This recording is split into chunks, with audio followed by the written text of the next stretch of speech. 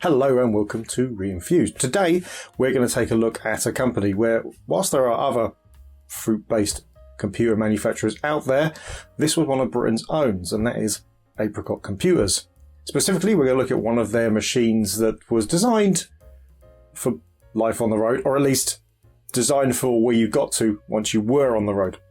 It'll probably become clear during the video.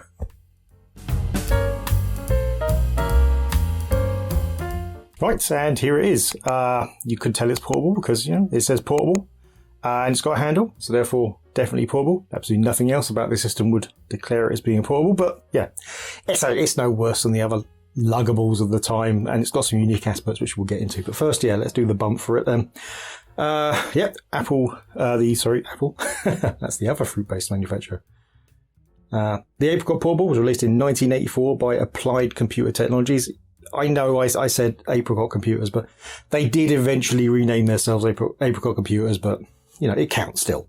It was designed to compete with other portable systems at the time. It sported an Intel 8086 processor running at 4.77 megahertz, 256K of RAM, and it sported an 80-column, 25-line LCD display. Generally, it ran concurrent CPM or CPM86. It could run also MS-DOS 2.11, special versions of it which could run on the lower memory. Not all software is compatible because of that low memory, but also because there were some uniqueness to the hardware compared to IBM compatibles. It has a built-in 3.5-inch 720K floppy drive, and it comes with an infrared wireless keyboard. Yeah. There's no hard drive, but you could add an external one in, as also you could add an external wireless mouse, obviously external. But you could also use a normal plug-in serial mouse as well.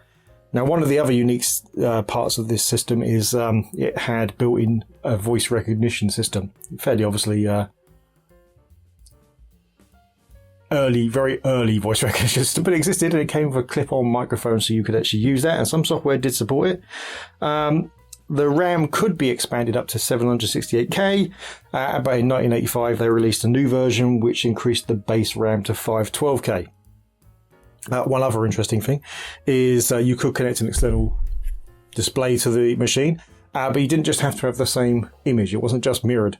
Some software could use both for different things. So SuperCalc could use the internal one to show the actual spreadsheet, and then it would use the external display to show graphs, which if you had the color option, which was obviously an extra value on top, didn't add color to the internal one, obviously that's an LCD screen, but it would be color on the external screen, so that's really good for showing your graphs off and stuff, and it's just quite an interesting addition to the computer.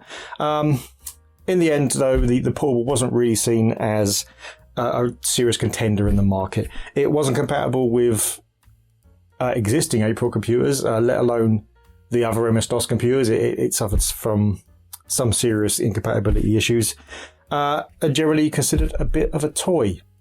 Right. That's that part done. We're going to look inside, obviously, but I will say, if you're on this harbouring hopes of seeing this thing come to life, I'm about to dash those hopes, I suspect. I haven't tried powering it up yet. This was a barn find. So, yeah, well, let's open up and I'll show you. So, turn it this way.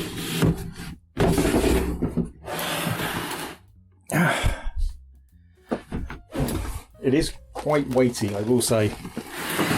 Hopefully you're getting that impression already. I need to get outside the light. I need to move the camera around really anyway, so let's do that. Hopefully that's a slightly better angle. I can't do much, unfortunately. Like I said, well, hopefully I remember to say at the beginning, I'm not using my normal camera. The camera I'm using is really designed for films. It's one we use when we're filming outside, and so it's not really designed for these small inside shots. If I can get a different lens, and it will be. Right, so generally there are two clips. This just has one. Oh, and eventually you'll be able to kind of finagle it to open up, and there we go. Right, so potentially you're already seeing some of these issues. So yeah, there's been a lot of moisture around here. You can probably, maybe, let me get, try and get a closer shot inside. So yeah, there's been a lot of moisture in and around this, so there's quite a lot of rust and corrosion. Hence the reason why I say it's probably not going to be running. But we will obviously not just immediately give up. We will take a little look and we'll open it up if we can. The rust may make even that hard. Looks like it was also stored on. Let's hope that doesn't mean anything. Right, well, we can see from the back we've got a Centronics port, what looks like a parallel port, and a serial port. There's some kind of add-on thing there. Hopefully that's not meant to be there, and it's just something that was optional. Here's the wireless keyboard. Getting away with the light. It's really hard to actually fit everything around. So yeah, you look at the back. You can see these are infrared ports. There are no cables for this. It will not connect via cable. We have the battery compartment here. I'm pretty sure I've opened this, so this isn't about to be a massive shock. Well, it's not opening at the moment, but there's lots of rattling and stuff in here as well. So I'm guessing this hasn't fared well either. And then there's the main machine itself. So if we take this out, and tell you what, I'll move the case away. Instantly, we're going to see a lot of heartbreak, because this is definitely a machine that will not ever quite be the same again. I don't know how well you can see the screen, but you can see absolute signs of moisture having got in the screen. Little things over here. So yeah, I mean, even if the machine powers up, this display is probably not going to work, or at least not properly. Over here we can see this is where the voice goes. There really should have been something here, but it's not. Never mind. Like I say, it probably doesn't matter. Let's spin this around again. Oh, I'm smashing up a little bit more. So yeah, you can see the back there. That sort of rust. Some heat shielding there to dissipate some of that heat inside. And it's a fairly compact system. Considering the fact that the power supply is of course built in, it's a pretty compact system really.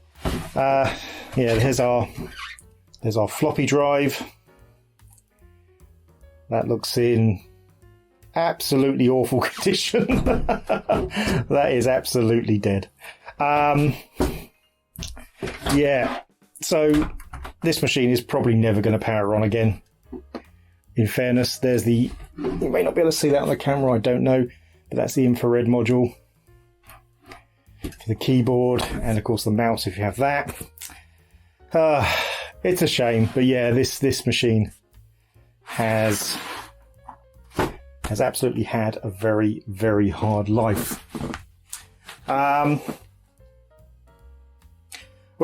I mean, we may as well take a little look inside. I suspect there's nothing I can do for it, but we'll look anyway, and I will give it a try at fixing it. Okay, well, welcome back. There was a small break there. I can't get any of these screws out at all. I'm going to have to do something serious to even get them out. They're all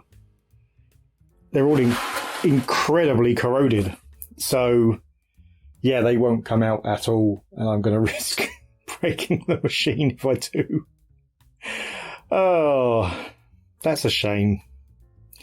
But anyway, on the bottom there you can see upside down obviously the Apricot Computers and its manufacturer's number or serial number. It's a shame. And again, I won't give up on it entirely, but there's no way I can risk powering this on as it is. If I manage that, I will show some images of the internals and stuff, probably on Twitter. But yeah, this is it's a real shame. I may have just done that myself, I don't know. It doesn't matter. It's just the plastic overlay on top. That's the least of the problems. Yeah, such a shame. It's a nice bit of design, this machine. And you know, it had a lot of features for the time. It really did. But yeah. Ah well. And there we have it. Unfortunately, we didn't get to see as much of the machine as I would have liked to. It was probably never going to power on, but at least it would have been nice to look inside. But those screws were just disintegrating as soon as I tried to turn them. We will get them open, but it's going to take a lot of fairly inventive and delicate work to get them out. As soon as they do, though, we'll post some pictures up, and maybe we'll do a follow-up video as well. I mean, who knows? If we get this cleaned and we take a look inside and we manage to get the board in a state where we know it's going to be all right, we might at least be able to get the power on. I don't know if that screen will work, but it can, like we said, use an external screen with some messing around. So we might do. And obviously, our patrons or the members of our YouTube channel will be the first to know when we get that stuff done. But yeah, as long as you hit the bell icon, then you'll at least know when those videos get released. If you like the video, please hit like. If you really like the video, please hit subscribe. If you didn't like the video or you have something else to say, then please leave it in the comments below. See you next time. The present is horrible. The future looks bleak. Remember our childhood to get us through the week. We're getting